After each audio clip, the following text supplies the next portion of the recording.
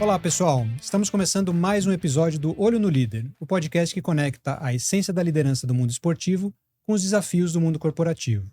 Eu sou o Daniel Rui. Se você é novo por aqui, seja muito bem-vindo. Está no caminho certo para buscar inspiração e lições de liderança. O nosso programa, só explicando o formato, é sempre com dois convidados, conectando o mundo esportivo e o mundo corporativo e falando sobre um desafio da liderança moderna. Se você já acompanha o nosso programa há um bom tempo, muito obrigado. E se você é novo aqui, seja bem-vindo. Para não perder nenhum episódio, se inscreva no canal do YouTube, segue no Spotify e ativa aquele conhecido sininho. E mais uma vez eu convido você a conhecer um pouco mais a plataforma Olho no Líder, seguindo @Olho no Líder no Instagram e acessando olhonolíder.com. O esporte que dará pano de fundo para o tema de hoje é o atletismo, mais especificamente o lançamento de dardo. No lançamento de dardo, o verdadeiro sucesso não se resume somente à força física, mas à precisão técnica, ao foco mental e à capacidade de ajustar a trajetória em meio a condições variáveis. Esses princípios são igualmente essenciais na liderança e na construção de uma marca pessoal e que conecte com as pessoas ao seu redor. Então, o tema do episódio de hoje é o desafio da marca pessoal, o caminho para uma liderança autêntica. Para me ajudar, eu tenho o reforço de duas personalidades autênticas, craques do mundo esportivo e corporativo que vêm construindo com sucesso marcas pessoais e de parceiros. Do lado corporativo da conexão, eu recebo Gustavo Simpson, apaixonado por empreendedorismo, marketing, inovação e transformação digital, já liderou times de alta performance na Pepsi, Iguatemi Shopping Centers, criou a própria empresa, a Gloops Puro Natural, focada em refrigerantes mais saudáveis, e hoje é o Chief Marketing Officer, o CMO, da Natural One. É um cara que respira criatividade e inovação e tem como propósito de vida que companhias podem criar um universo de negócios ancorados em construir um mundo melhor. Gustavo, que honra, obrigado por aceitar meu convite, que legal ter você aqui. Obrigado, Daniel, uma honra minha estar do lado de uma medalhista olímpica 2 vezes e poder falar de tudo isso que eu gosto tanto e adoro fazer esse bate-papo aqui. Legal, vai ser demais, obrigado. E do lado esportivo dessa conexão, eu recebo a Raíssa Machado, uma atleta paralímpica, nascida em Ibipeba, na Bahia, mas criada em Uberaba, Minas Gerais, tem cidadania mineira já confirmada. Como eu, a Raíssa tinha o sonho de ser delegada, mas a vida tinha planos diferentes para ela, assim como tinha para mim. E apesar da má formação congênita nos membros inferiores, contrariando todas as previsões que faziam com relação a ela, se dedicou e encontrou a superação no esporte. Foi selecionada para diversas competições nacionais e internacionais e acaba de voltar de Paris com a medalha de prata. Atual campeã dos Jogos Pan-Americanos e do Mundial da modalidade, hoje a Raíssa representa o Brasil mundo afora, mas tem talento de sobra para fazer campanhas publicitárias e palestras, sendo uma verdadeira inspiração para muitos jovens que acompanham sua trajetória. Que privilégio receber uma medalhista olímpica aqui. Raíssa, obrigado por aceitar meu convite. Seja muito bem-vinda ao Olho no Líder. Eu que agradeço pelo carinho, pelo convite. Espero que o papo flua. É um prazer estar do seu lado. Espero que eu consiga como que eu posso falar? Te sugar o máximo possível no empreendedorismo. Porque eu também estou gostando muito desse lado. Eu vou te sugar no lado aí, determinação. É isso, a inspiração é mútua, a conexão é mútua, esse é o propósito do programa. Então, prepare-se para uma conversa autêntica, pega o seu cafezinho, o seu isotônico ou, por que não, o seu suco Natural One preferido e vamos começar.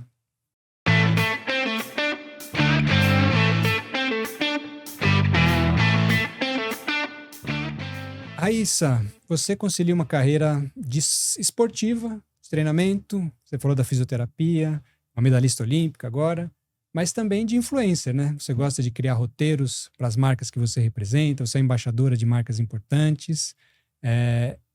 Conta pra gente um pouco, quais foram os líderes que mais te inspiraram na sua trajetória e que ajudaram a moldar essa marca pessoal e profissional que você está construindo agora? Na verdade, eu não tive líderes que me inspiraram. A minha intuição, ela sempre... Eu sou aquela pessoa que eu sempre vou ao lado ao contrário da boiada. Eu sou o touro. Eu nunca vou andar com a boiada. Então, quando eu vim para São Paulo, eu estava passando por um processo bem delicado de autoconhecimento, aceitação com a minha deficiência, com a minha cor, me enxergar mesmo como mulher. E eu vi ali nas redes sociais um papel muito importante, não só para esse lado como mulher, mas também trazer uma visibilidade para o esporte paralímpico, não só para o esporte, mas também para a minha modalidade, que é o atletismo, e o lançamento de dardo, que é pouco falado. Agora está sendo bem falado, mas antes era muito pouco. Quando a gente fala do atletismo, você sempre lembra do Bolt, que é o 100 metros, ou o Petrúcio, que é do 100 metros paralímpico, mas era muito pouco falado de um lançador de dardo ou um arremessador de peso e lançador de disco. Atletismo é muito mais que os 100 metros. Né? Isso. Então, eu senti que eu precisava fazer alguma coisa, né? Trazer um pouco mais de visibilidade para o campo. E eu acho que eu consegui ali, através da minha intuição, porque eu não estudei para isso. Foi muita intuição mesmo. E tá dando certo. Não teve uma inspiração de uma pessoa. Você mesmo criou a sua própria inspiração ali, né? Eu queria muito ter uma inspiração, principalmente dentro do esporte paralímpico, né? Eu sempre falo que eu queria ter uma cadeirante negona do babado que me inspirasse e me levasse para outros campos e eu pudesse, o meu processo de aceitação pudesse ser mais fácil, né? Mas infelizmente o esporte paralímpico ele era muito pouco falado. Hoje está sendo mais falado, porque cada competição que a gente vai internacionalmente, Paralimpíada, a gente consegue mostrar não só para o Brasil, mas para o mundo, que a gente é uma potência paralímpica, que a gente, independente da nossa deficiência, a gente também tem uma vida, sabe? Que a gente pode fazer o que a gente quiser. Então, o esporte, ele trouxe isso para mim. Ele não trouxe só minha vida financeira para eu ajudar minha família, mas ele trouxe a minha aceitação com a minha deficiência, com a minha cor. E me ver como mulher e falar assim, cara, eu também sou atraente, sabe? Então, e me despertou o outro lado, porque foi aonde eu percebi que eu era um produto também. Porque, infelizmente, eu ouvi muito das pessoas que cadeirante não vende. E eu sou uma pessoa que quando você fala algo assim, eu falo, cara, eu vou provar para essa pessoa que cadeirante vende. E graças a Deus eu venho mostrando. E através de dons, eu falo que Deus, ele me mandou com uma deficiência que eu consigo me adaptar a qualquer lugar que eu estiver. Mas também ele me trouxe com uma beleza que eu posso expandir. Não só a mulher atleta, mas também a modelo, a blogueira, a palestrante. Então eu posso ser o que eu quiser. E eu ainda não sou a delegada do babado, mas ainda vou ser, tá? Porque eu tô... Você ainda tá com esse sonho? Oxi! Por enquanto... Desisti completamente. Não, não desisti ainda. Eu acho que... Por que delegada? Não sei. Eu só sei que eu acho que a minha personalidade, entendeu? A minha vontade ali de prender o povo. De prender o povo, de enquadrar. De enquadrar, de bater no... Mentira. Mas essa vontade minha ainda existe, sabe? Eu sou uma pessoa que eu corro muito atrás dos meus sonhos, dos meus objetivos. Porque quando eu era novinha, todo mundo me subestimava muito pela minha deficiência. Falava que eu não era capaz e que eu ia depender de todo mundo. Hoje eu moro sozinha. Hoje eu sou uma das pessoas mais importantes da minha família que ajuda muito minha mãe, porque minha mãe, ela trabalha de serviços gerais, ela trabalha limpando casa das pessoas. Então, minha mãe, ela me trouxe essa força. Então, se eu posso te falar que uma pessoa me inspirou muito, foi ela. Né? Na garra, na vontade de mostrar para as pessoas que, independente da minha cadeira, eu poderia ser o que eu quisesse. Eu falo que sempre tem uma frasezinha que a galera fala. Nossa, você é tão linda, mas está em cima de uma cadeira de roda. Quando eu vou responder às pessoas, eu falo, cara, além de ser cadeirante, eu preciso ser feia. Eu tenho que ser feia. Qual manual que tá, né? Tem mas conjunto. Aí eu falo, cara, é a minha cadeira que me leva pro mundo. Ontem, basicamente, eu estava em Paris. E por que eu estava em Paris? Se eu fosse uma pessoa normal, entre aspas, tivesse as duas pernas boas, talvez eu não estaria em Paris, representando o meu Brasil. Entendeu? Dando orgulho pra minha família e mostrando para as pessoas que a minha cadeira é só um detalhe que me faz ser diferente de você. Porque a minha vida é normal. Entendeu? Normal, igual a sua. Então eu tento mostrar isso para as pessoas. E graças a Deus a gente tá conseguindo. Muito legal. Mas então você é a inspiração para outras pessoas mais do que a sua própria inspiração. Isso que é muito legal. E você, Gustavo, quais líderes foram fundamentais nessa sua jornada de ser um cara criativo e como que eles influenciaram você como um criador de marcas também, né? Eu acho que o meu primeiro inspiração maior, assim, sempre foi meu pai. Meu pai traçou uma carreira brilhante. Seu pai trabalhava com criatividade também? Não, meu pai foi executivo de basicamente uma empresa, né? Na época se trabalhava a vida inteira numa empresa. Ele trabalhou na Johnson & Johnson. E ele não fez faculdade e chegou a ser o presidente da empresa no Brasil e foi exportado para os Estados Unidos, fez uma carreira lá. Legal. Super importante. Então, para mim, ele sempre foi, assim, um grande ídolo. E tem uma personalidade muito forte. Onde ele entra, todo mundo percebe, fala de tudo, lê tudo. Então, ele realmente é a minha grande inspiração. E aí, as outras inspirações para mim são empreendedores que fizeram coisas extraordinárias, né? Então, um pouco do que a Raíssa está falando. Quando a pessoa está no começo, todo mundo chama de louco. E ele vai lá e faz uma coisa que ninguém imaginava. Então, por exemplo, um cara que me inspirou demais foi o cara que criou a Starbucks. Howard Schultz. Tem um livro maravilhoso que ele conta essa história. Desde o primeiro cafezinho até uma rede mundial com milhares e milhares de lojas. Empresa gigantesca. Como é que esse cara fez isso do zero? Então, eu fico encafifado com essas histórias. Falo, cara, não é possível, né? Outros que eu sou muito, assim, fã demais são os fundadores da Natura. De novo, o cara vendia de porta em porta um shampoozinho aqui em São Paulo e virou uma multinacional brasileira. Então, esses caras realmente me inspiram. Falar, cara, tem muita coisa para fazer ainda, por mais que você já fez muito, né, comparativamente ao que esses caras fizeram, né? Uma construção de mundo, né? Não é uma construção só de um negócio, é uma construção de costumes. A gente meio que depois vive como essas pessoas imaginaram que nós viveríamos, né? É uma coisa, assim, extremamente inovadora. E aí tem alguns outros, né? Por exemplo, eu não sei se vocês conhecem o Geraldo Rufino, que acabou virando um influenciador. Ele é um cara que veio de uma família extremamente pobre, de Minas. Veio morar numa favela em São Paulo, os pais naquela típica história brasileira, que não tinha futuro, o pai bebia, não sei o que, ele, o irmão largado sozinho no mundo. Moravam no lixão, tinha que catar no lixo as coisas.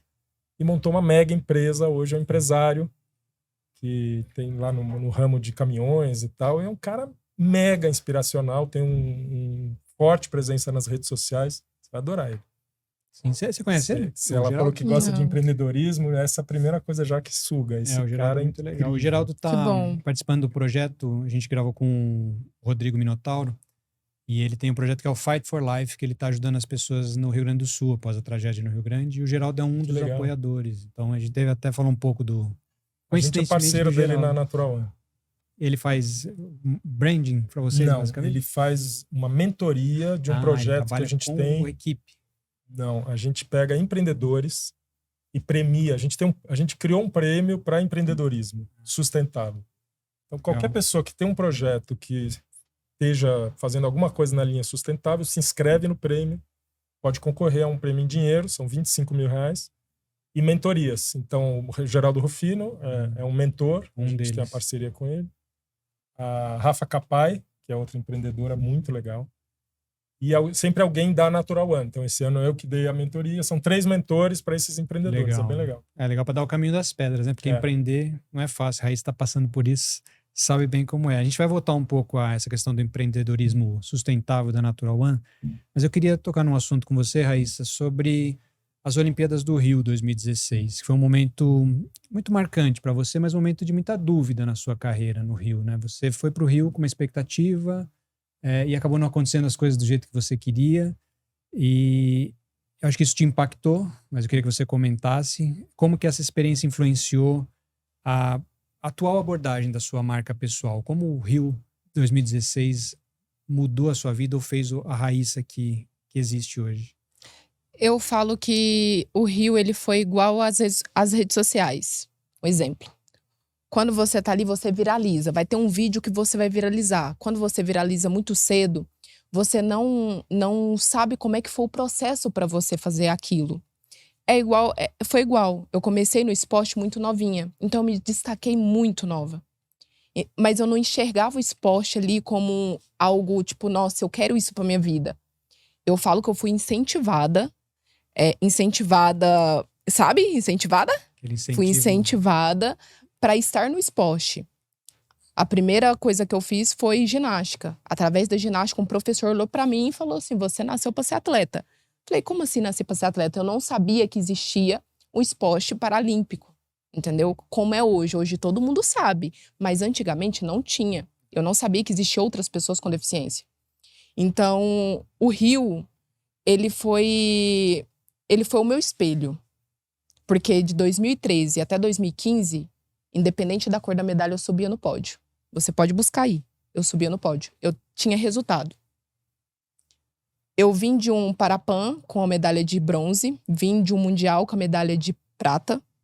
Mundial. Eram as mesmas meninas que estariam comigo nas Paralimpíadas. As Paralimpíadas é um negócio muito louco. Pode perguntar para qualquer atleta. É uma energia totalmente diferente. Ganha, conquista a medalha, quem é merecedor. De 2013 até 2015, eu brinquei com o esporte. Eu só brinquei com o esporte. Eu queria viajar, queria ver outras pessoas. Ali eu tava em negação comigo mesma. Eu não me aceitava. Eu aceitava o outro. Mas pelo que o esporte te trazia de exposição ou não, necessariamente? Não necessariamente. Era tudo, tipo, que eu tava vivendo. Tava legal indo pra uma viagem internacional. Entendeu? Eu não enxergava. Sentia que você era boa e não precisava de tanto esforço pra ganhar. Porque você Até ganhava ali eu tava vivendo de talento. Foi o que eu ouvi. E foi real. Quando eu fui pra Paralimpíada, aí o negócio foi louco. Rio já. A primeira Isso. que você participou foi o Rio? Foi a primeira. Porque ali eu falo que eu não perdi pra mim. Não perdi pra minhas adversárias. Eu perdi pra mim. Eu sempre falo isso. Eu perdi pra mim por quê? Porque eu brinquei muito com o esporte. Eu não aceitava a Raíssa como pessoa. Eu me negava, eu não olhava no espelho, eu não me achava linda. E eu renegava o esporte. Não sei se é por conta de eu... É como se eu andava de skate, quando eu comecei a andar de cadeira de roda, eu me sentia deficiente. É muito louco. Uma crise de consciência, ou cair na real. Ali, né? É um conflito comigo. É. E eu sempre perguntava pra Deus, por que eu sou assim? Por que eu vim assim? Eu não sabia, eu não tinha resposta. Na verdade, eu tive resposta, eu só não estava enxergando. Então, como eu brinquei muito tempo com o esporte, Deus falou, peraí, querida, vou ter que te ajudar agora. Fiquei em 6º lugar. Pra quem saiu de um 2º lugar no Mundial, ficar em 6º lugar foi uma derrota gigante pra mim. Falei, meu Deus. É como, tipo, Deus me ensinou a ter humildade, sabe? Deus falou, não, minha filha, você tá voando muito alto. Era o que você precisava naquele momento. E eu perdi pra mim, e ali eu entendi. Mas eu não entendi o propósito de Deus na minha vida, e eu falei, eu não quero mais o esporte. Não quero mais. Não sei se eu entrei em depressão naquele momento, eu só não queria mesmo. E aí, assim que eu terminei a prova, logo no outro dia eu já tava em Uberaba. Porque como era no Brasil, então você poderia ir embora, você não precisava ficar na vila. Então eu sofri muito. Foi um sofrimento muito, mas muito doloroso pra mim. Mas foi um sofrimento tão necessário, porque dali eu comecei a enxergar e comecei a me negar. Eu alisava o cabelo. Naquele ano eu falei assim, eu não vou mais alisar o cabelo. Porque eu não... Sabe quando você não se... Eu não tava me reconhecendo como pessoa. Eu não sabia quem era aquela pessoa. E aí começou todo o processo. Começou de dentro para fora. Aí eu comecei a me enxergar. Não alisei cabelo. Meu treinador em fevereiro, eu lembro como se fosse hoje. Em fevereiro ele foi na porta da minha casa. Ele falou assim, aí, vamos começar. Isso em 2017. Vamos começar a treinar? Eu não vou voltar. Ele falou assim, Raíssa, você tem 20 anos. Você tem noção do que você fez? Você tem noção que Deus te mandou pra cá porque você precisa estar no esporte? Eu não quero. Aí ele falou assim, vamos fazer o seguinte. Confia no meu trabalho, que eu vou confiar em você como atleta. Eu falei assim, não é nem questão de você confiar em mim como atleta. Eu preciso confiar em mim. E eu não tô confiando agora. Mas aí ele insistiu tanto e eu falei, tá bom. Mas ali eu falei assim, ó, então vamos fazer o seguinte. Eu volto a treinar, mas eu só vou voltar pra me ficar entre as 3 melhores do mundo. Eu não aceito mais ficar em 6º, em 5º. Não quero mais isso pra minha vida. Uma dor que você não queria sentir mais. Não queria, nunca mais na minha vida. Você não é nada competitiva, né? Nem um pouco. E depois daí, tipo, foi uma... Eu falo que, para as pessoas me entenderem o que eu falo, Assiste o documentário daquela atleta dos Estados Unidos, da ginasta. Simone Biles. Que aí todo mundo vai entender o que eu estou falando. Você começa a negar, porque você não tem ninguém pra você culpar. Porque nós, seres humanos, a gente sempre tem alguém pra culpar, né? O seu problema, você vai culpar o outro. Você sempre vai fazer isso. Quando você não tem ninguém pra você culpar, que o problema é só seu, aí é mais difícil. Eu tava renegando, eu falo que o dardo, ele faz parte do meu corpo. Quando eu sento na cadeira, todo mundo fala isso. Parece que eu mudo, parece que eu incorporo com uma deusa, sei lá. E eu mudo completamente. Eu não penso em nada, é só eu, meu corpo e o dardo. É como se minha alma tivesse saído e eu tô ali lançando. Faz parte do meu corpo. E não estava fazendo parte do meu corpo porque eu não conseguia lançar. E isso eu tive que passar por muitos. E graças a Deus o CPB acreditou muito na minha volta. E me incentivou, né? Através do patrocínio da Caixa. Eu tava sem bolsa, sem nada, porque eu perdi tudo. Eu perdi tudo. Sabe o que é perder tudo? Você perdeu por conta do resultado? Por conta do resultado. Eu perdi bolsa, perdi tudo. E aí o CPB, logo no começo, eles foram e entraram em contato comigo. Ó, a gente vai te ajudar. Vamos te colocar no time Caixa para você começar e para você ter um incentivo. E dali, dentro do contrato, você tinha que participar de todas as competições no ano.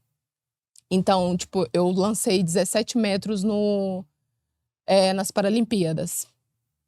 Eu lancei 15 metros naquele ano de 2017. Quando foi na última competição do ano, porque eu foquei na última competição do ano.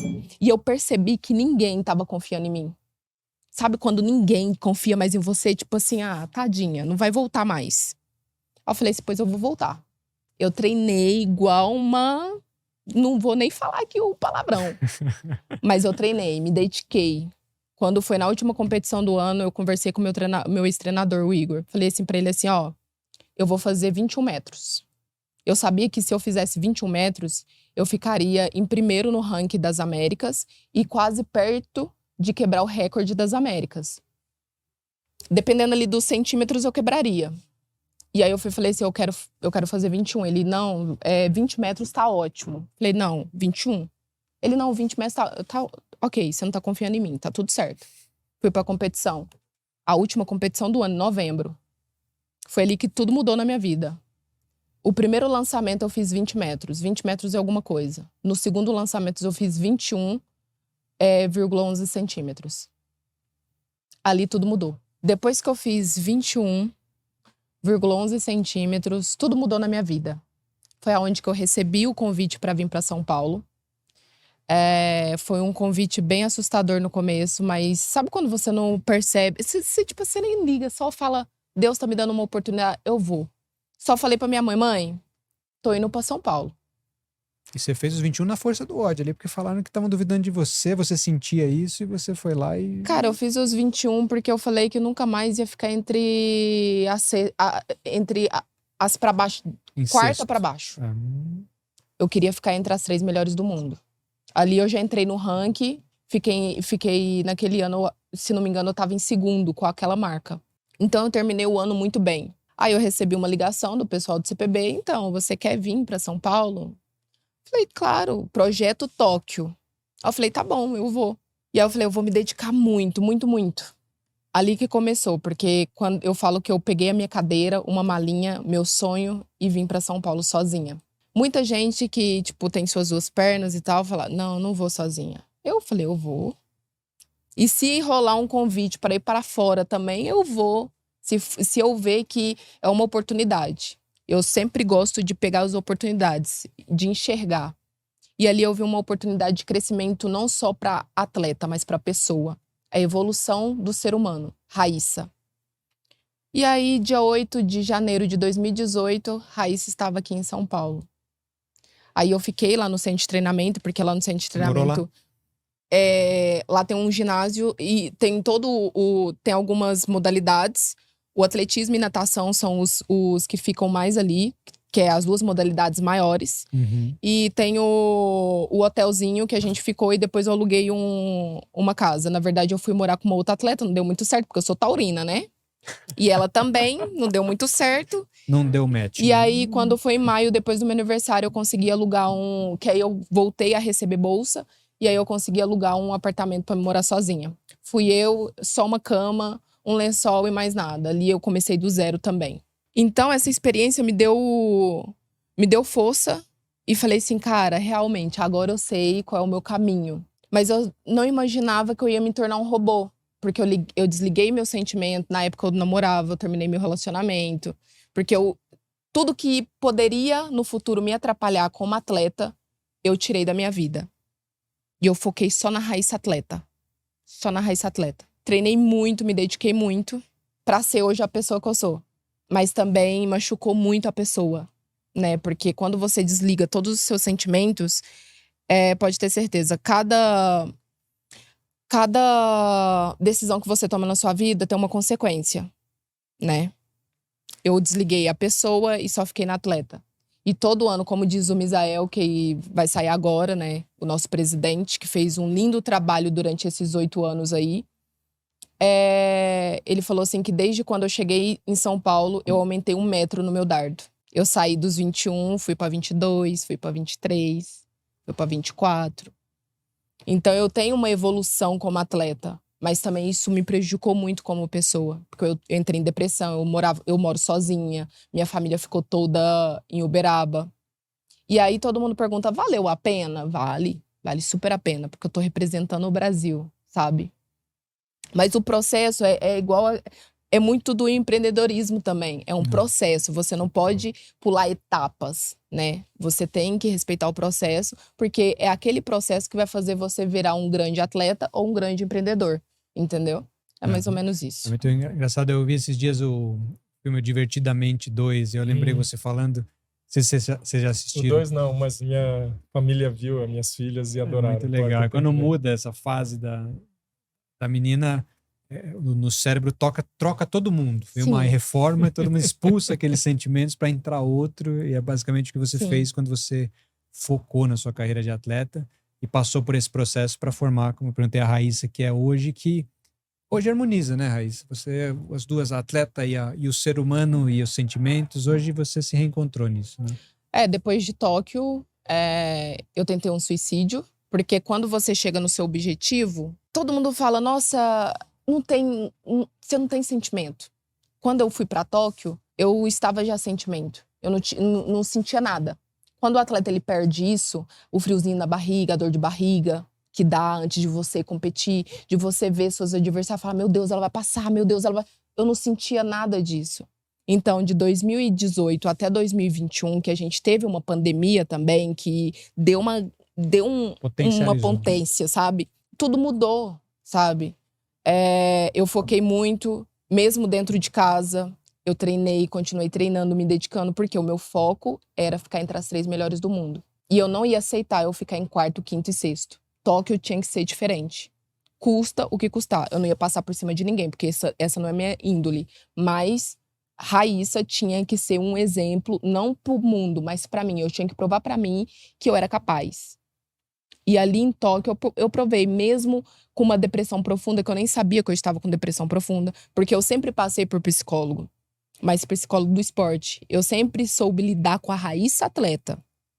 A Raíssa pessoa, eu não imaginava que era tão... que tava cheia de cicatrizes, cheia de feridas, sabe?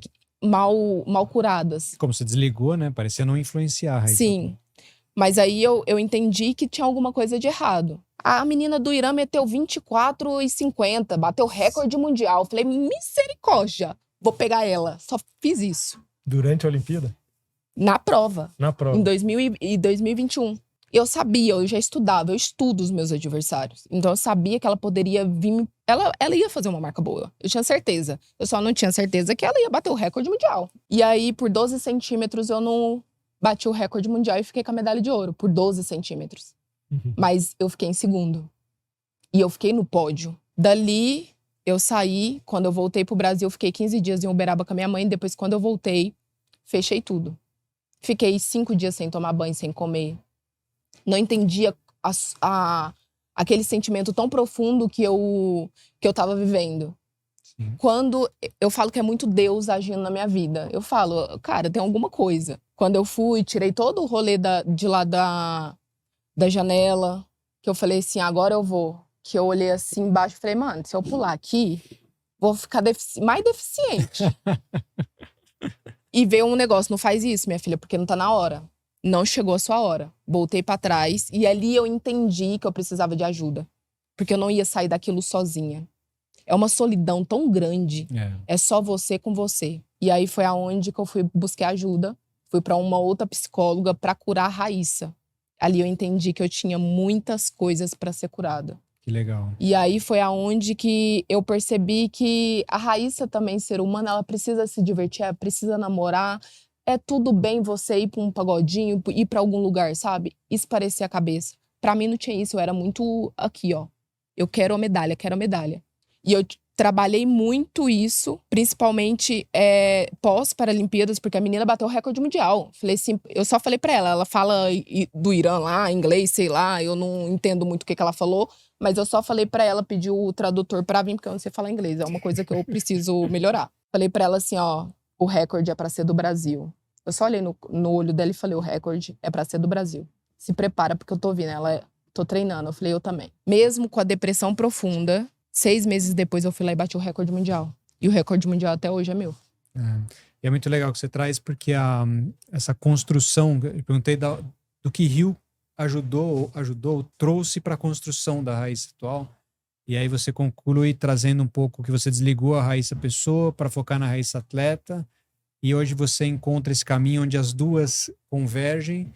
E hoje, Gustavo, é muito comum a gente buscar essa autenticidade nos influenciadores e nas marcas também, né?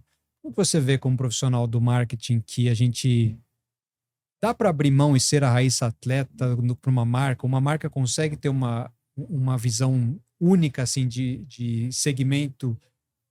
Eu quero dizer assim, como que trabalha a autenticidade? A gente cria essa marca pessoal que você cria, o Gustavo Sinsen, a Natural One, no ambiente digital atual.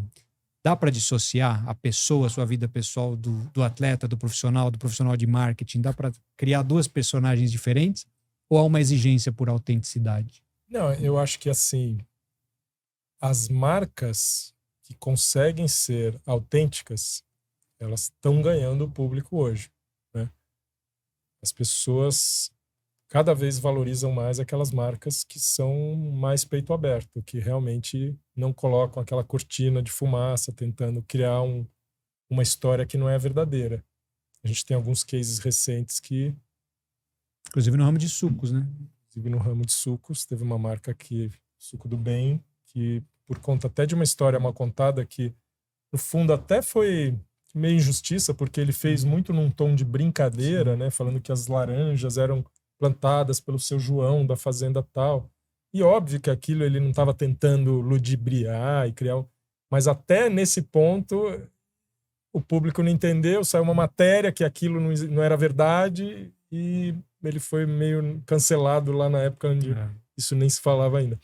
Mas o que eu quero dizer, cada vez mais o público em geral olha, e aí eu acho que são tanto pessoas, né, ou marcas de empresas, pessoas que se posicionam nas redes sociais ou na mídia, mais autênticas, que conseguem conquistar mais essa audiência, conquistar o público, né? Por quê?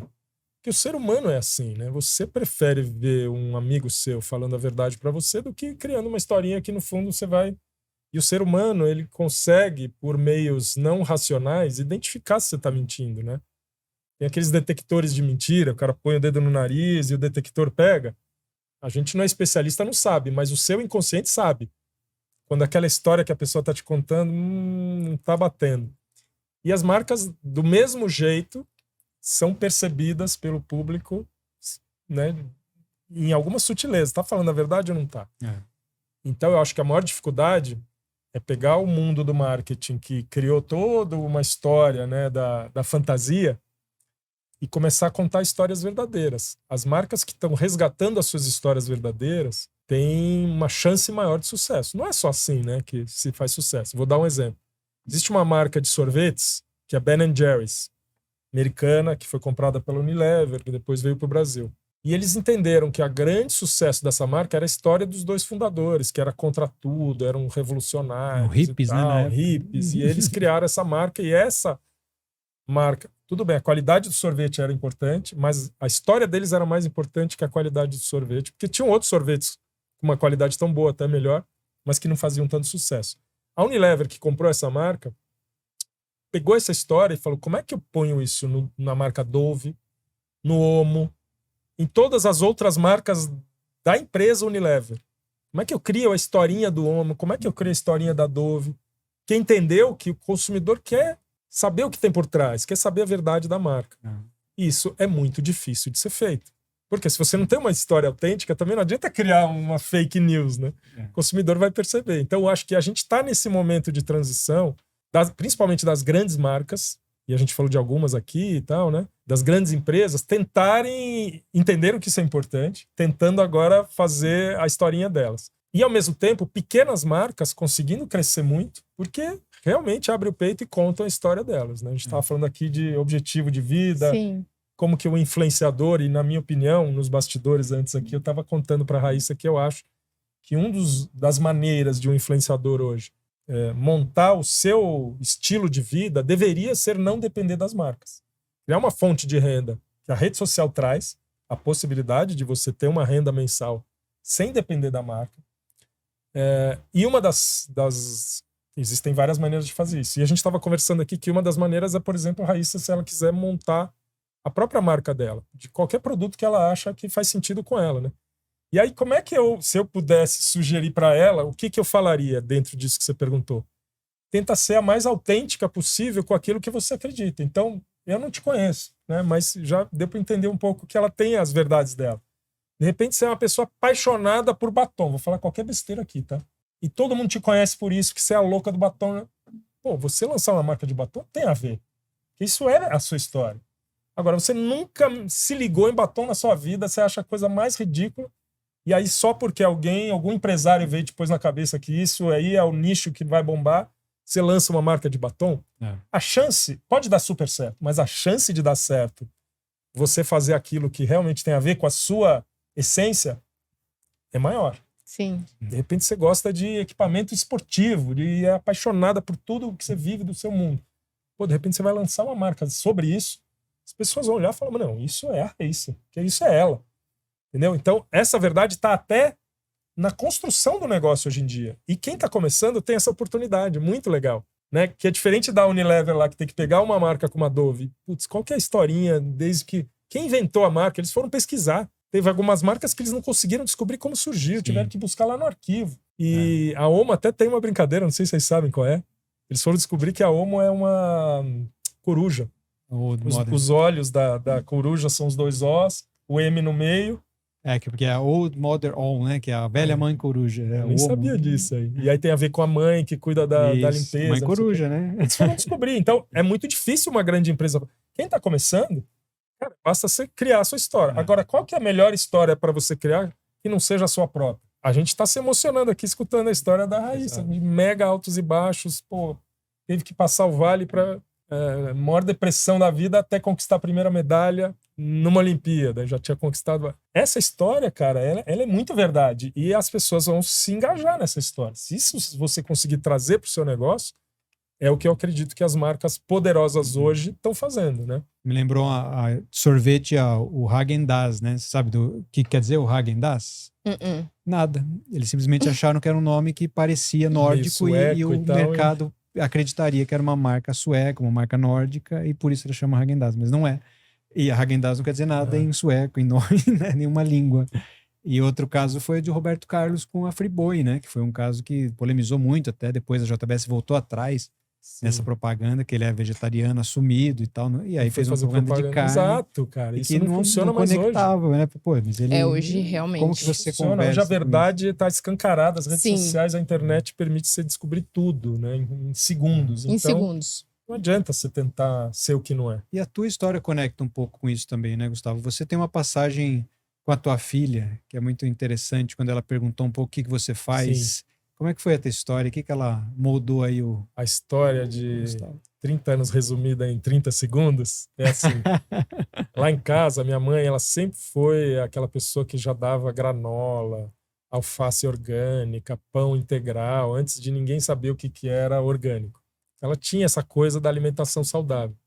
foi criado desse jeito. Eu fui estudar numa escola que já tinha toda essa preocupação. Beleza. Corta, tô com meus 20 e poucos anos trabalhando no mercado corporativo, já como marqueteiro. Fui trabalhar na Elma Chips, empresa de salgadinho, e eu tinha que cuidar dos cebolitos. Você imagina, né? Não tem nada de alimentação saudável. Mas eu adorava marketing, adorava fazer embalagem, marca, e fui crescendo nessa carreira. Cuidei de Ruffles, batatinha frita e tal, e fiz a minha carreira lá. E depois de vários anos, em outras empresas e tal, crescendo, fui tomar conta da Pepsi no Brasil. Fui ser o diretor de marketing da Pepsi no Brasil, refrigerante. E assim, no fundo, tinha alguma vozinha na minha cabeça falando, poxa, cara, sua mãe te formou como uma pessoa que sabe que é alimentação saudável. Hoje em dia isso tá começando a ficar conhecido, ninguém conhecia. E você vendendo refrigerante, na hora, sabe aquele horinha de dormir que você pensa? E isso me pegava, tal, até o dia que a minha filha virou pra mim, um dia, ela com 1 ano e meio, a Nina falou, papai, o que você faz o dia inteiro? Né? Eu trabalhava pra caramba, chegava tarde em casa. O papai trabalha na Pepsi. Ela olhou pra mim com uma cara de... Ponto de interrogação. O que é Pepsi, papai? Aí eu me dei conta, assim. Eu falei, nossa, ela nem sabe o que é Pepsi. E é um refrigerante, Nina. Ela, o que é refrigerante? Eu falei, é óbvio que ela não sabe. Porque eu nunca trouxe isso pra casa e nem pretendo dar pra ela esse produto, porque faz mal. Então, aí, eu expliquei o que era e ela foi dormir felizinha e eu não consegui dormir. Eu comecei a questionar, né? Poxa, tava com 40 e poucos anos na época e falei, o que eu tô fazendo com a minha vida, né? Tô realmente pegando todo esse meu conhecimento, todo esse privilégio de ter tido um pai incrível que me deu esse drive de saber trabalhar no marketing, empresa e tal, para vender mais refrigerante, para entuchar mais refrigerante na criançada.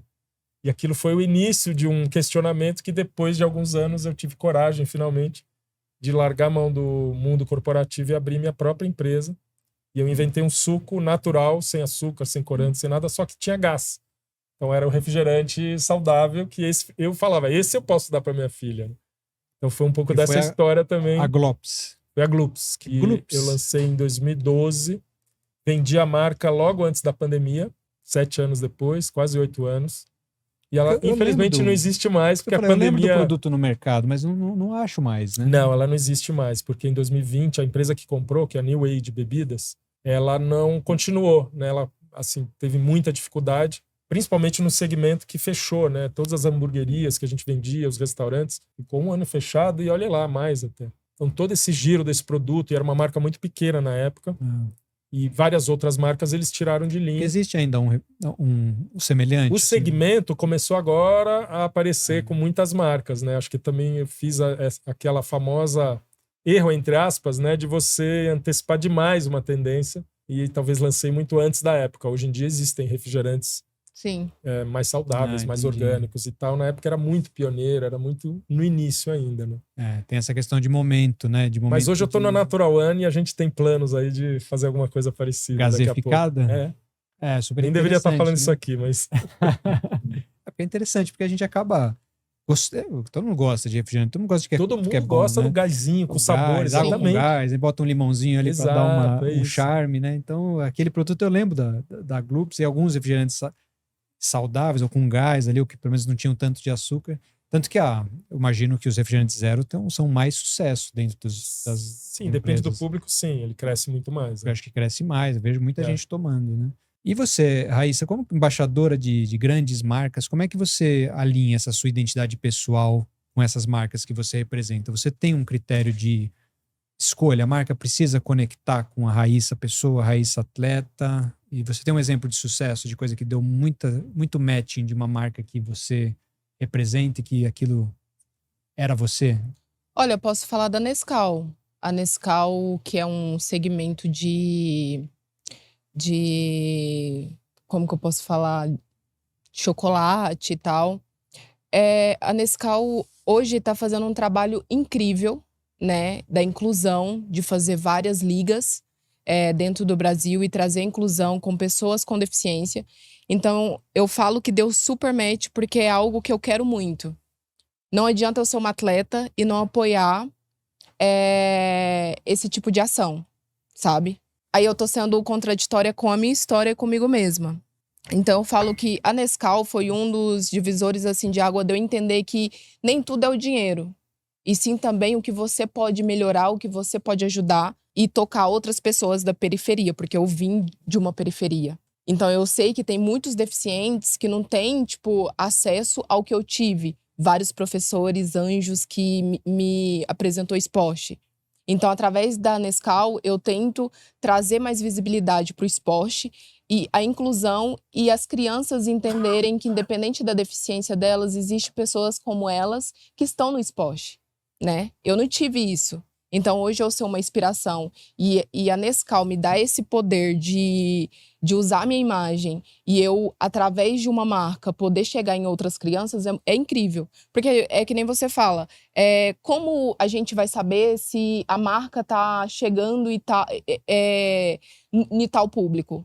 É através dos embaixadores. Hoje, dentro da marca, né, da Nescau, tem eu, como cadeirante, tem o Amorim, que é um skatista, que não tem os 2 braços e as 2 pernas, tem a Verônica, e o Daniel Dias, né, que é um maravilhoso, assim, que eu sou muito fã. Nadador, né? Que fez uma história incrível dentro do esporte paralímpico na natação. Então, é através dessas marcas que eu consigo chegar onde eu tenho que chegar, porque não adianta eu querer só o dinheiro e não fazer o meu papel. Não vai fazer sentido. Eu não posso ser contraditória com a minha história e comigo, entendeu? Sim. Então, é que nem ele falou, a gente precisa ser verdadeiro, entendeu? Então, não adianta eu ir lá ficar rica por conta de uma marca, ganhar 1.000 de dinheiro e não fazer o necessário, que é chegar e contar uma história e contar a minha história verídica. Então, eu uso as minhas... Comecei agora com a palestra, que é muito recente. Então, pra mim, se eu sair de lá, tocar um coração, já é fundamental pra mim. Eu já fiz o meu trabalho, eu saí de casa e fiz o que eu tinha que fazer.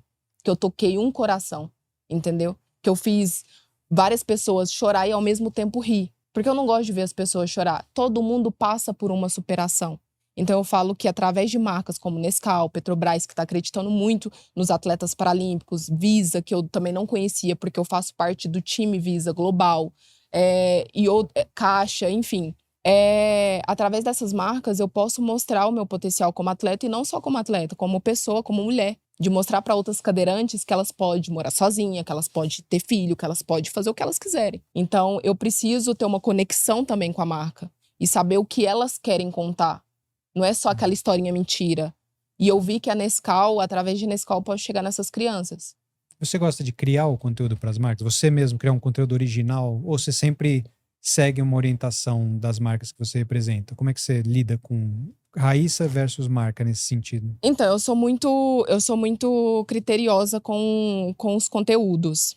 Eu quero levar a verdade, quero ser o mais espontâneo possível. Então, eles me deixam livre, porque eles me estudaram. Então, eles sabem como é que eu vou falar babado, entendeu? Eu vou falar bom dia, meus amores.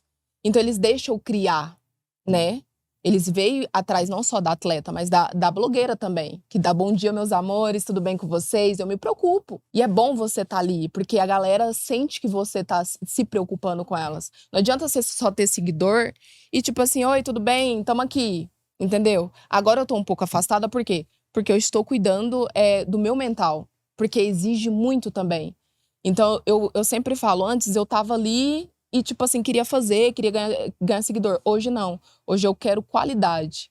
Eu quero fazer a diferença na vida da pessoa. Então, não adianta eu estar lá do outro lado da tela. Bom dia, meus amores, tudo bem com vocês? E não ter o brilho no meu olhar. Sim. Eu gosto de contar a verdade. Por isso que eu não gosto de roteiro. Porque o que vai sair daqui é do meu coração, é a minha verdade agora. Uhum. Eu falo que se você for pra buscar todas as minhas entrevistas, eu vou estar falando a mesma coisa com palavras diferentes.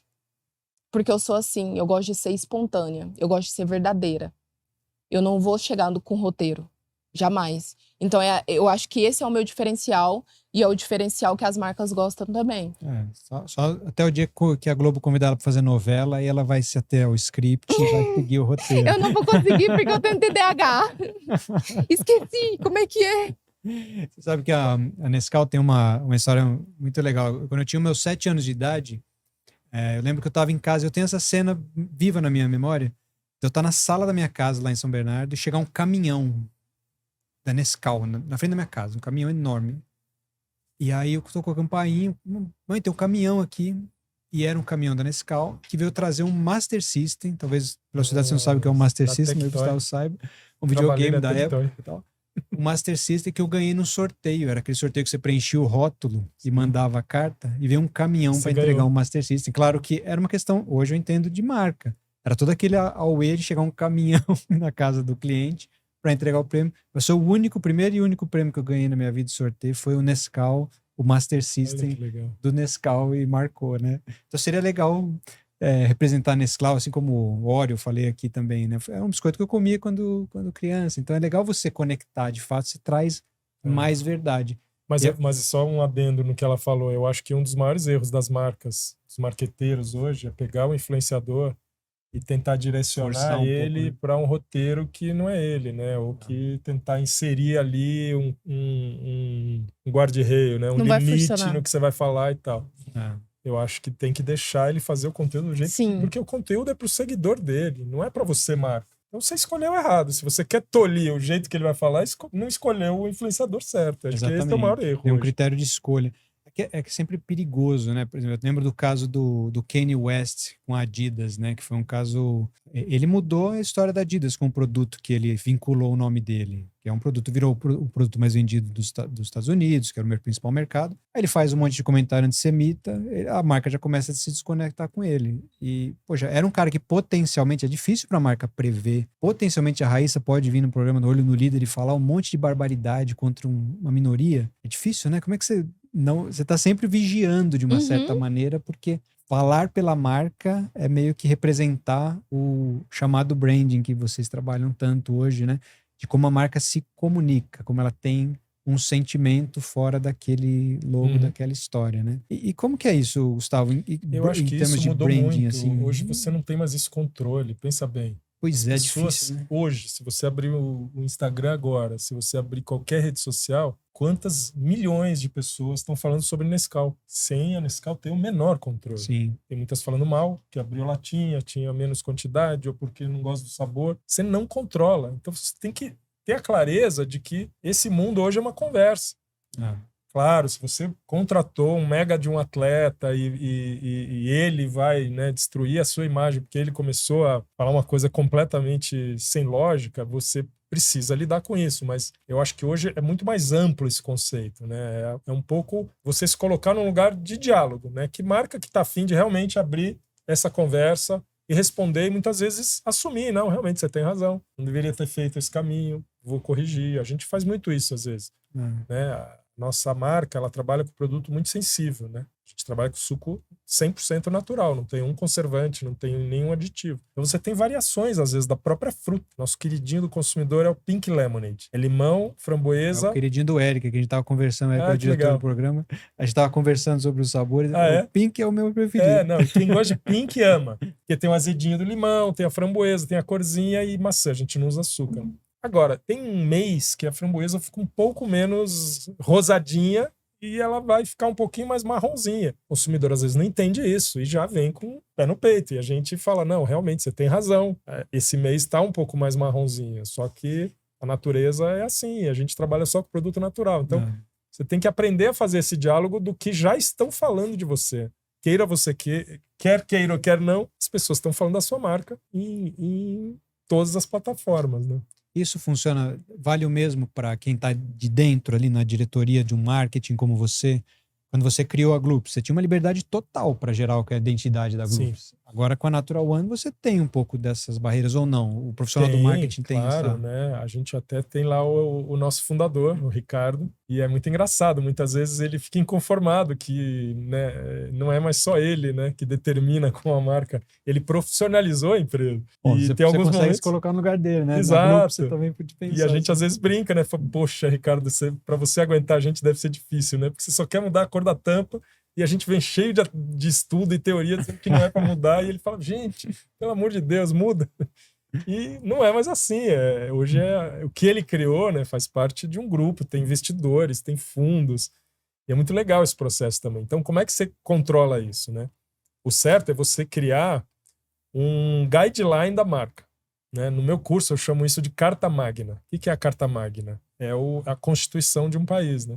Quando a primeira Constituição do Mundo, lá na Inglaterra, 1200, não sei o que, eles chamavam de Carta Magna, que são as regras que você deve seguir, tanto dos deveres como os direitos ali daqueles cidadãos. Se você pensar na sua marca, ela tem que seguir essas regras. É óbvio que, no caso da marca, ela não pode ser extremamente rígida, tem que estar dentro de uma flexibilidade. Mas quer ver um exemplo que ilustra isso muito claro? Uma marca que eu admiro demais o trabalho que vem fazendo, a Corona, cerveja Corona. A cerveja Patrocinador Corona, das Olimpíadas, né? Inclusive. patrocinador da Olimpíada. E usou a Corona Zero, né? Que achei Sim. uma sacada muito legal. Cerveja sem álcool para patrocinar a Olimpíada. Mas a Corona, ela fez muito bem feito esse trabalho da Carta Magna, né? Ela tem uma série de leis, uma Constituição tem leis, que vão no detalhe do detalhe, sabe do quê? Da posição do sol em cada foto que você tira para uma campanha da Corona. Repara no Instagram da Corona, principalmente na do Brasil. As fotos, como é que elas são tiradas? Todas elas têm o sol na posição perto do horizonte, seja no nascer do sol ou no pôr do sol. Porque eles entenderam que eles poderiam se apropriar do que eles chamam da golden hour, a hora dourada. Sabe aquela hora que o sol desce, fica tudo bonito, Sim. tudo dourado? Falaram, cara, isso é o clima que a gente queria que as pessoas bebessem a nossa cerveja, porque tá naquele final do dia, na praia e tal. Isso é um guideline da marca que você... Se você for uma marca séria, você vai sempre tentar cumprir. Você nunca vai tirar uma foto para uma campanha da Corona num sol do meio-dia, que fica tudo branco, que fica aquela coisa mais plastificada. É uma sutileza, né? É. Mas é só um exemplo assim extremo para vocês verem como que realmente se constrói uma marca seguindo esse guideline, Você essa Carta aprendeu, Magna. a sua experiência de Gloops foi um aprendizado, assim, o que você tirou de mais aprendizado de construção de marca? Você criou a marca Gloops da tua Sim, cabeça? sim. De onde que veio? O que é o Gloops? O nome É o- Gloops mesmo, sabe onde é que veio? Depois de muitos meses tentando achar um nome. Ah, porque para arrumar um Lendo nome no gibi. líder foi um trabalhão. Lendo gibi? Lendo gibi. Onomatopeia de gibi. Eu peguei o gibi da Maurício de Souza, tinha Magali comendo uma melancia. E eu queria, né, achar um nome. Não vinha o nome. E aí, no gibi, se você reparar, né, ele sempre tá ali, Gloopt, na hora de comer a melancia. Assim, Ela engole, né? E, nossa, Gloopt tem cara de nome. Aí eu fui adaptando o Gloopt, eu queria uma marca que fosse sem necessariamente ser só pro Brasil, né? Já pensei que, queria uma marca já pensou pro mundo grande, inteiro. já pensou grande. E aí eu peguei os dois Os, do U em inglês em dois Os, Gloopt, Gloops, Gloops, Gloops, foi brincando com esse sonzinho da Magali mordendo, engolindo uma melancia. Mas é fantástico você criar para um marqueteiro, criar a sua marca do zero é muito legal. E eu gostei também de ser um pouco rebelde, sabe? Porque, por um lado, você tem essa coisa da Carta Magna, de ter que seguir tudo, né? E eu ali meio que rasguei isso, falei, cara, vou fazer de um jeito que eu acredito para encantar. Era uma bolinha com uma carinha, não era? Eu criei um personagem que era um avestruz. Um avestruz. Acho que é tão improvável você pensar num avestruz como mascote. Mas... e aí eu pensei, tem que ter um mascote, tem que ser engraçado, vai ser para um público jovem, mais criança. Porque ele é um substituto do refrigerante. Também eu tenho que trazer. O que eu peguei? Eu peguei tudo que eu aprendi ali na indústria do refrigerante, que estudou isso a fundo, psicologia das cores, como estudar a cabeça do consumidor, e apliquei para um produto que eu acreditava sendo do bem, né? Um saudável mesmo. Então eu entendi como fazer um personagem, como combinar as cores, contratar um super profissional de design que sabe fazer aquilo, né? E aí fui construindo a marca com base nisso. Tinha toda a historinha ali do avestruz, do porquê que ele existia, que era muito essa dinâmica de pegar tudo que uma marca grande, como uma Fanta ou uma Pepsi faz. Eu trabalhei com Pepsi Twist, eu criei lá com a agência aquela campanha dos limõezinhos do Pepsi Twist. Pessoal, dizem que hoje seria cancelado os limõezinhos. Você acha Algumas frases, com certeza. Você lembra dos limõezinhos da Pepsi Twist? Eu não lembro, não. Ela é muito jovem. Eu me sinto um dinossauro quando eu faço essas perguntas. Mas eu perguntei uma pessoa se ela lembrava do Fred Krueger. Ela falou, não, quem é o Fred Krueger? O Fred eu lembro. É o Fred? Os limõezinhos foi 2005, por aí, 2004. Você criou aqueles dois? Não, eu não criei porque eu não sou o criativo. A agência criou, mas eu participei de todo o processo de criação. Era muito engraçado. Era realmente E da campanha foi genial fazer aquilo. Bruno Mazeu, que era a voz, né, do Limão. Muito legal. Você se inspirou. E o que você faria diferente na Gloops em termos de marca? Assim? Você tem alguma Cara, coisa? eu faria uma coisa diferente, que é o que eu estava conversando aqui com a Raíssa. Que é ir para o online. Me arrependo profundamente de ter ido para o mundo tradicional da distribuição do supermercado, da gôndola, do caminhão, e não ter aberto o e-commerce mais cedo e não ter feito uma marca construída na internet. Era 2013, 2014, mas eu já estava vendo esse fenômeno, né, da internet crescer na época e devia ter feito. Isso eu me arrependo, porque eu acredito hoje que as marcas nativas digitais que nasceram na internet, depois você ir para uma distribuição no varejo mais tradicional é um caminho muito melhor. Porque você tem como construir uma marca mais rápido, né? Chegar no consumidor mais rápido, ter um sistema de distribuição menos custoso, menos truncado, né? Mas são escolhas, e na época eu não escolhi esse caminho, então eu faria isso diferente. Você foi consciente, você não escolheu esse caminho porque você achava que não era ali? Porque eu vim desse mundo, então meio que naturalmente você vai repetindo aquilo que você aprendeu, né? Mas eu fiquei de olho no digital e o tempo foi passando e a hora que eu vi, putz, já era tarde. A gente já estava no Pão de Açúcar, no Carrefour, e aí você tem que ir crescendo em cima daquela base. Você teve alguma coisa assim, Raíssa, de que você achava que ia bombar, que ia dar certo na tua imagem pessoal e você faria diferente hoje na construção da tua imagem como Raíssa atleta e Raíssa influencer? Cara, eu acho que é o que eu vou fazer agora, me dedicar mais às redes sociais, entendeu? Aproveitar esse novo ciclo que se inicia, que é 2028, e trabalhar mais ainda as redes sociais, me mostrar mais. Quem é visto é lembrado, quem não é visto não é lembrado, então eu uso muito isso. Eu trabalhei, principalmente esse ano, eu trabalhei muito pouco as redes sociais, então acho que eu pequei muito nisso. Né? Mas é porque eu estava muito focada ali na medalha e, tipo, achei que vinha a medalha de ouro. Mas eu acredito que eu fiz um trabalho muito bom, sabe? Porque eu vejo que... Não vejo os outros atletas como meus adversários. Porque vocês também estudam os outros segmentos no mesmo rolê que vocês. Eu estudo muito. Então eu sei que cada atleta tem um nicho. E, tipo assim, atletas, principalmente os deficientes, têm basicamente o mesmo nicho. Só muda que eu não vou muito pro lado da superação.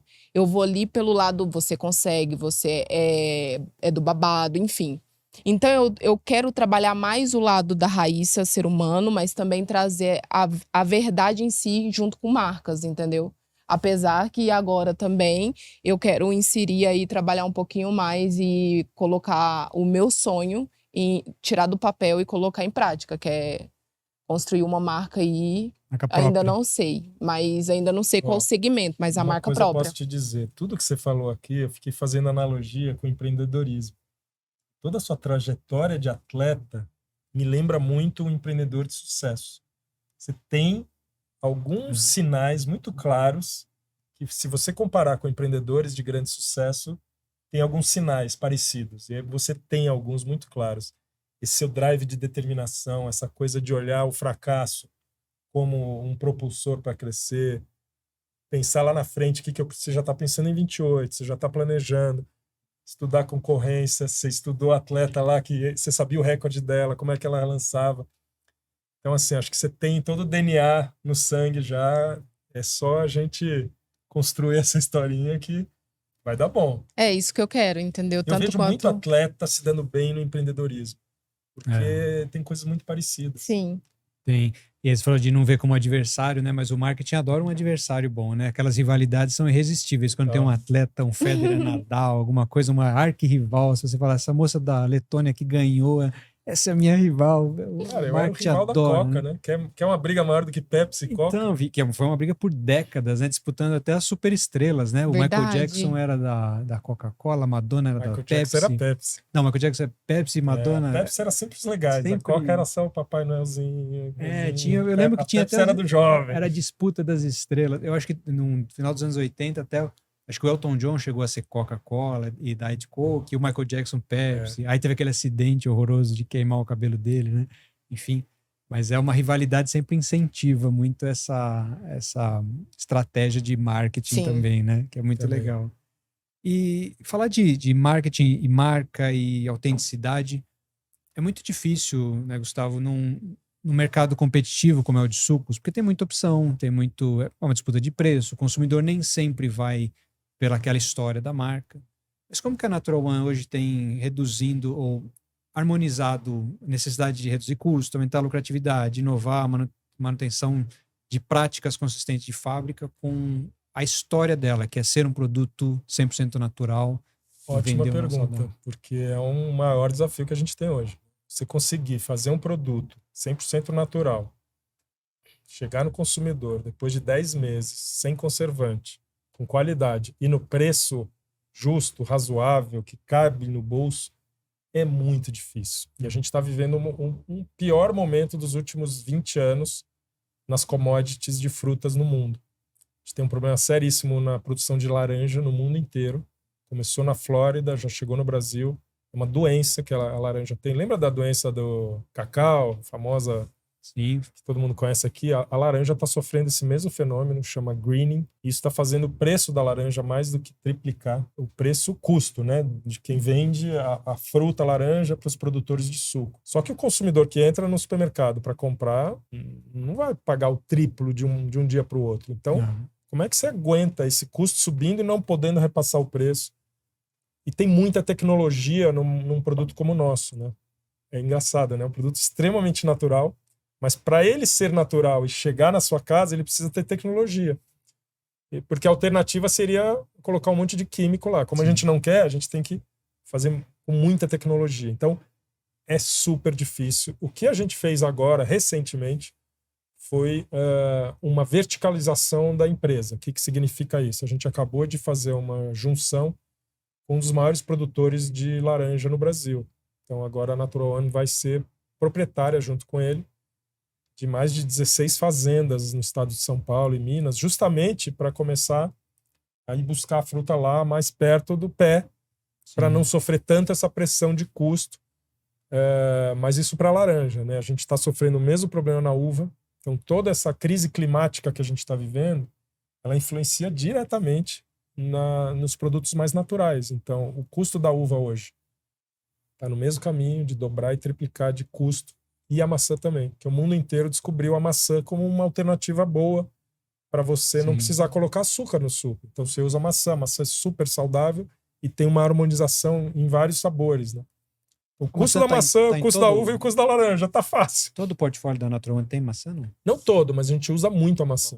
Usa muito a maçã. Então, é um grande desafio. É um negócio, assim, que não é para amadores, né? E eu acho que a Natural One conseguiu combinar muito bem o time da gestão dela, que trouxe das grandes empresas uma visão de muita eficiência na gestão. Tem muita gente da Ambev, da Pepsi, da BRF, de grandes multinacionais. E juntou, né, com essa visão empreendedora do Ricardo. A gente tem muito espírito empreendedor lá. E agora essa nova fase, né, perto das fazendas. Aí vamos ver como é que a gente vai competir para frente. Mas é muito difícil, sim. E a gente tem a ambição de chegar em mais de 11 países hoje. É uma marca brasileira que está na China, está no Canadá. Foi um pesadelo para convidar, porque eu mandava uma mensagem para ele, ele estava na China. Ele mandava outra mensagem, ele estava não sei aonde. Poxa vida, tá globalizado esse homem. É difícil chegar com a mesma qualidade em todos. É um desafio enorme, né? Aí chega na China, o cara lá tem uma laranja na China, que ele produz lá. E como é que você vai competir, né? É um desafio enorme. Legal que você fala da marca, da cultura empreendedora. Acho que vem muito do Ricardo isso, mas hoje vocês se colocam no mercado como uma cultura empreendedora dentro da empresa, né? Para os funcionários ter uma cultura empreendedora. Como que você acha que numa cultura empreendedora, qual que é o papel do líder numa cultura empreendedora? Você acha que tem diferente de um líder de uma cultura empreendedora ou líder? Total. Ele tem que ser um líder, é muito difícil, né? Porque você tem que incentivar o empreendedorismo. Então, o que significa isso? Significa você dar chance das pessoas errarem. Porque o empreendedor, ele acerta errando, né? É verdade. Que é o que você falou um pouco da sua carreira aqui. Você vai errando, e alguma hora você acerta. Se você não está errando, significa que você não está tentando. Só vou fazer no dia que eu tiver o produto perfeito, eu vou lançar ele. Só vou jogar o dardo no dia que eu tiver o lançamento perfeito. Como? Mentalizando? Não, você tem que jogar errado para ir acertando. A gente tem que lançar produto errado para acertar. Então o líder, ele tem que ter uma capacidade de aceitar esse erro, enxergar o erro como sendo um aprendizado. E a gente está ganhando tempo ao errar, sem ficar esperando chegar no momento perfeito para fazer as coisas, né? E seja elas um produto ou uma nova forma de distribuir o produto, seja uma nova máquina. Então, a gente tem muito esse espírito empreendedor de aceitar que a gente vai errar e vai aprender com o erro. As pessoas vão ter autonomia, as pessoas vão precisar ter coragem de colocar as suas ideias, né, mais ousadas, e a gente precisa estar aberto a ouvir. Então, você como um líder empreendedor, você não pode ser um líder autoritário, você não pode ser um líder que trabalha com aquele espírito do medo, né? Se eu errei, eu vou ser punido, logo eu não ouso, eu não trago ideias novas. E a gente tem isso escrito na parede lá, né? Espírito empreendedor é um dos nossos valores. Outro é resultado com alegria, que eu acho muito legal. Resultado é sério, a gente não é ONG, a gente precisa dar lucro. Mas, cara, vamos fazer com alegria? Então, chegou no mês, comemora. Isso move você em termos de diferença, Raíssa, de um líder... Me parece que funciona melhor aquele líder que coloca você em desafio. Mas que treinador funciona para tirar o seu melhor? Você acha que você já trabalhou com diferentes treinadores? O que é um líder bom para você, para tirar o melhor da Raíssa hoje? Cara, todos os meus treinadores foram bem desafiadores, porque eles teve que lapidar, né? Então, para me lapidar foi muito difícil. Então, eu acho que foi mais desafiador para eles do que para mim. Para lidar com a pessoa Raíssa, porque quando você tem que lidar com pessoas, é um pouco difícil, porque cada um tem sua personalidade. Você precisa entender, e eu, por ser mulher e tá num esporte que é um pouco mais bruto, né, que é lançamento, então todo dia eu tô na academia, eu sou fortona, tô com os gigantes, né, porque é o espírito de liderança. Eu tenho esse espírito de liderança. Eu quero me sentir livre. Minha mãe fala que minha alma é uma alma bem de macho mesmo, sabe? Pra dominar é um babado. Mas eu também entendi que se eu não ceder, também não vai ser legal. Não vai ser, porque o meu esporte ele é individual. Então eu dependo de mim. Mas eu também entendi que eu dependo do meu treinador. Então não adianta eu estar brigada. Pra você ter noção, eu fiquei basicamente 1 ano sem conversar com o meu grupo, treinando com eles, e 1 mês sem conversar com o meu treinador do meu lado, Que medo. treinando comigo. E ele só falando, Raíssa, você precisa fazer isso. Eu escutava, não olhava pra ele e fazia. Entendeu? Então, tipo assim... Acompanha o horóscopo diz que é só um taurino é capaz de fazer isso. Eu fui sendo lapidada, né? Mas eu também entendi que o meu esporte ele é individual, ele depende sim de mim. Quando eu estou lá competindo, só depende de mim, mas eu dependo do grupo. Pra mim ter sucesso, eu preciso estar bem com o grupo. E preciso entender que ali é uma família, né? Porque eu acho que é isso, uma empresa é uma família. Você tem que lidar todos os dias com aquela pessoa, mesmo sendo 8 horas por dia. Então, não sei se eu tô fugindo do assunto, mas é mais ou menos isso, entendeu? Então, eu falo que é mais difícil pra eles lidar comigo do que eu lidar com eles. Porque eu sou uma pessoa difícil mesmo. No episódio 2 da primeira temporada, foi o Zé Elias, o jogador, e o Adilson Marostica, que é diretor da Volkswagen. Sim. E a gente falou de liderança de times de personalidade. E eu acho que o Zé trouxe um pouco, você me fez lembrar um pouco da resposta dele, que ele foi um atleta de muita personalidade, aquele cara que saía, dava aquelas entrevistas bombásticas e tal. E ele me falou do antídoto do líder para o cara de personalidade, que era a honestidade. Ele falou assim, o cara pode ser exigente o que ele for comigo, mas ele precisa ser honesto comigo, porque eu vou cobrar dele a liderança dele, eu vou cobrar a autenticidade dele, a honestidade. E eu me lembro você falando dessa tua personalidade forte, parece que é isso. O líder precisa ser extra honesto com você, né? Não doa o que doer também, né? Porque não dá pra esconder as coisas de você. E eu não gosto de ser tratada, nossa, coitada. Não, eu vou lá e tenho que... Você tem que subir 115 quilos no supino. Eu vou lá e vou fazer. Entendeu? Eu gosto realmente que vai me lapidando e vai tirando. Porque quanto mais a pessoa, principalmente os meus treinadores, fala, você é isso. Quantas e quantas vezes eu já estava competindo com dor. E o meu treinador, você consegue. Sabe aquele psicológico reverso? Ele faz isso comigo. Você consegue, a dor não tá aí. Entendeu? Quantas vezes? Então eu tive muitas pessoas que teve que me lapidar. Porque eu sempre fui uma pessoa muito difícil, até por conta da deficiência. Né? A gente, deficiente, a gente tem uma autodefesa muito forte. Entendeu? Às vezes não é porque a gente quer te maltratar. É porque a gente tá sempre na defensiva. Porque a gente foi muito machucado. Entendeu? Então eu gosto, né? Sim, muito bullying. muito preconceito. O preconceito não é o que você fala. O que você fala é o que você pensa, é da boca pra fora. Suas atitudes que condiz com que, entendeu? Então, a sua atitude que vai condizer. Então, o seu olhar. O olhar não mente. É tipo uma criança, entendeu? Então, eu gosto muito que o meu treinador, principalmente o meu treinador João Paulo, ele conversa comigo. A gente tem uma... Eu falo que ele é meu pai. Todo mundo fala que eu sou a atleta paralímpica dele preferida, porque ele é do Olímpico e Paralímpico. Então, todo mundo fala que eu sou a atleta preferida, porque ele sempre tá ali. Se eu falo assim, eu quero ficar uma semana, tipo assim, feriado, vou emendar e vou pra Uberaba. Não, você não vai, você vai treinar. Então, ele sempre tá tirando, porque ele sabe que ele tem, entendeu? Então, eu gosto muito disso, eu gosto de ser desafiada. Mas uma coisa que eu gosto muito também é de ser honesta. Eu sou honesta, eu sou verdadeira, e eu gosto que a pessoa seja comigo, entendeu? Porque é aquele negócio, eu detecto, eu sou taurina. Você pode tentar mentir o máximo. Eu vou conseguir... detector de mentira aí não vai embutido, passar. né? Comigo não passa. Por isso que eu acho que eu seria uma ótima delegada. É verdade. Ninguém ia mentir pra você ali, né? Na hora da investigação, o bicho ia pegar. Ou uma ótima juíza também. Juíza, Ó, entendeu? promotora. Olha, já tá subindo, é isso entendeu? aí. Eu estudei direito, depois a gente pode conversar. Mas eu vejo isso, um amigo uma vez me falou que essa questão do esporte, você ser um treinador exigente ou 100% honesto, que no mundo corporativo era muito difícil harmonizar isso, porque a gente tinha questões até de assédio, às vezes o corporativo não sabe muito aonde seguir aquele limite, né? E eu sempre falei que eu acho que não tem essa diferença quando você consegue ser honesto, quando você consegue ter uma agenda de abertura para falar para a pessoa até o que ela não quer ouvir, muitas vezes, porque a gente tende, para querer ser querido na liderança, montar uma marca, a gente está falando um pouco de marca, mas alguns líderes querem montar uma marca de ser o líder adorado por todo mundo. Carismático. E ele não pode falar notícia ruim. Então, às vezes, ele até delega para um cara de um gerente, para um coordenador, dar uma notícia ruim, para que ele não fique mal. Mas com o tempo isso não se sustenta, né? Eu acho que no corporativo você consegue ser honesto sem ser babaca, sem ser mal educado. Eu acho que isso é diferente. Você ser honesto e você ser escroto com a pessoa, você querer derrubar a pessoa de propósito, né? Sim. Isso é muito diferente, né?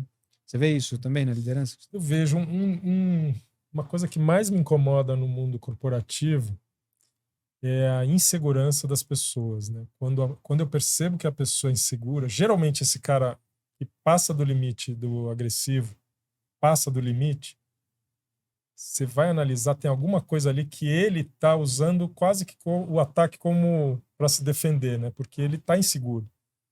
E a pessoa insegura, ela vai tomar decisão, ou às vezes não toma decisão, fica no meio do muro, não fala o feedback verdadeiro, olho no olho. Então, para mim, o maior assim, defeito de um líder ou de uma pessoa ali num grupo, de um time, né? Seja numa corporação, imagino que no esporte aconteça a mesma coisa, é essa falta de se conhecer e ser seguro de você mesmo, cara. Né? Se eu sou seguro, eu não preciso exagerar e bater mais do que o necessário. Eu vou bater o necessário no momento que eu perceber que a pessoa não deu o máximo. Então eu vou dizer no olho dela isso. Mas eu percebo que a gente tem esse costume de colocar as máscaras, né? Você entra num ambiente do escritório e você coloca uma máscara. Verdade. Você é um personagem. Uhum. Todo lugar, né? Não E só isso é normal. A gente tem isso, né? Senão até a gente não ia conseguir conviver em sociedade. E eu né? acho que pessoas que não colocam máscara são muito julgadas como marrenta, como grosso, como...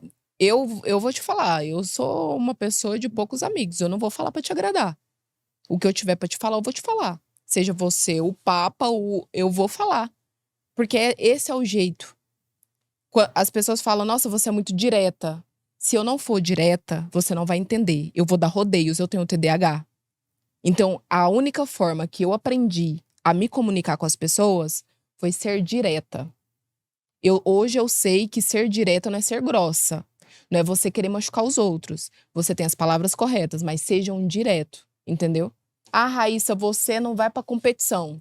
Ok, não vou pra competição.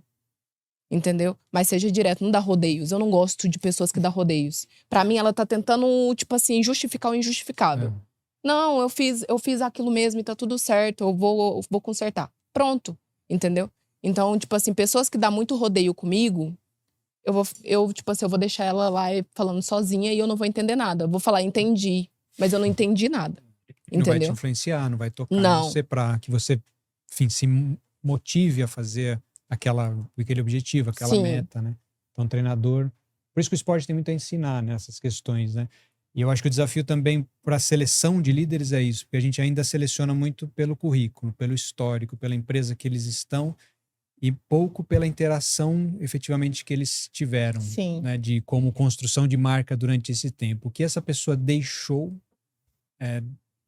durante a carreira como construção de marca. Acho que no futuro eu vejo que o mercado vai cobrar mais, assim, os posicionamentos de quem você é além do que está escrito no seu currículo. Porque o currículo não se compara ao que a marca conta de história e a hora na vida real é o que se pratica, se acredita de Isso. fato. Esse é o branding por trás de um líder mesmo, né? Falar em branding e conquistas, eu queria mostrar um pouco da tua conquista. Opa, vamos Essa ver. Da medalha. Medalha, por favor, que você fizesse as honras aqui. Poxa, que emoção, tá perto de uma medalha olímpica. Eu nunca estive, nunca nem próximo de uma medalha Olha, Nem eu. olímpica, Nem nem eu. de uma medalhista. De uma Foi- medalhista eu estive, porque a Virna esteve aqui. a caixa é bem bonita. A caixa é Que bem lindo. linda. Tá dando pra pegar aí, Eric, na câmera? Cara, Prata. imagina você chegando em casa, Que sua mãe emoção, vendo essa né? medalha. Quando eu levei, família. ela falou assim, nossa, que orgulho, né? Porque ela viu minha prova. Foi a primeira vez que passou a minha prova, assim, toda. E, tipo assim, foi 4 horas. Foi, tipo, aqui no Brasil, eu acho que era umas 6 horas da no manhã. Japão.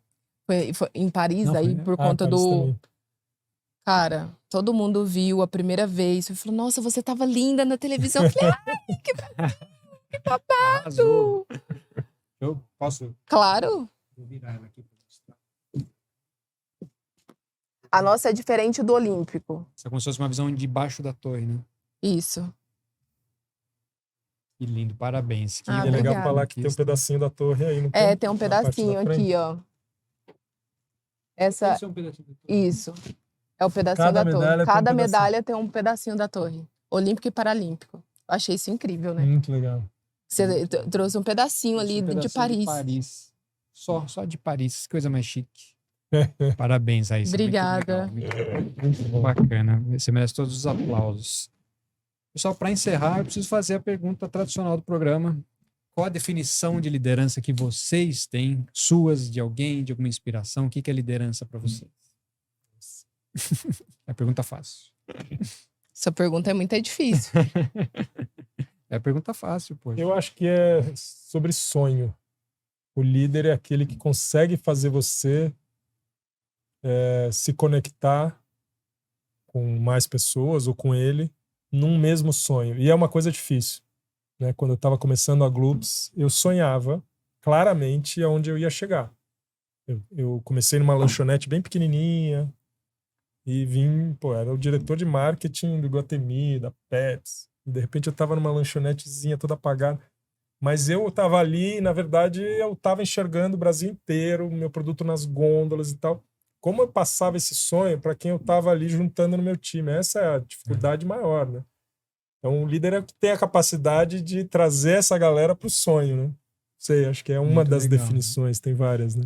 É muito isso. Eu acho que o líder, ele é ele sonhar, mas além dele sonhar, ele realizar.